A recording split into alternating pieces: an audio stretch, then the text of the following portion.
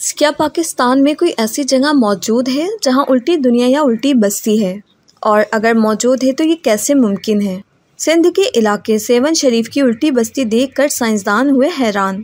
آج ہم آپ کو سیون شریف میں موجود حضرت لال شہباز قلندر کے مزار اور یہاں پاس ہی موجود ایک ایسے قلعے کے بارے میں بتائیں گے جسے کہا جاتا ہے کہ جھولے لال سائیں نے جلال میں آ کر اسے الٹا کر دیا تھا۔ ناظرین، اس قلعے سے متعلق بہت قیاس آرائیاں کی جاتی ہیں اور مقامی لوگ اس حوالے سے روایتی لوگ کہانیاں سناتے ہیں کہ اس بستی میں جھولے لال سائیں کا ایک خاص خادم تھا۔ اس دور کے ظالم ہندو حاکم راجہ چوکٹ نے اس خادم خاص کو منع کیا کہ وہ جھولے لال سائیں سے دور رہے، جس پہ خادم خاص نے وہیں جھولے لال سائیں کے نعرے لگانا شروع کر دیے۔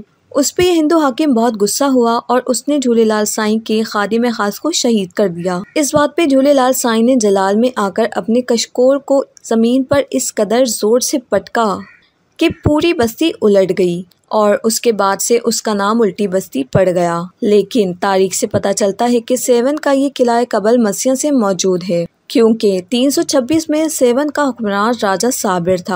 راجہ صابر نے سکندر اعظم کے خلاف بغاوت کی تھی۔ سامبس کا تعلق بدمت سے تھا۔ اس قلعے کے بارے میں یہ روایت مشہور ہے کہ یہ قلعہ سکندر اعظم نے تعمیر کیا تھا اور اسی وجہ سے اس قلعے کو سکندر کا قلعہ بھی کہا جاتا ہے۔ لیکن بہت سے محققین کہتے ہیں کہ جب سکندر اعظم سندھ میں داخل ہوا تو یہ قلعہ وہاں پہلے سے موجود تھا۔ ایک اندازے کے مطابق یہ قلعہ 600 عیسوی قبل تعمیر کیا گیا تھا۔ اس قلعے کو 1713 میں محمد بن قاسم نے فتح کیا تھا۔ اس کے بعد اس قلعے نے مختلف حکمرانوں کو تحفظ فراہم کیا۔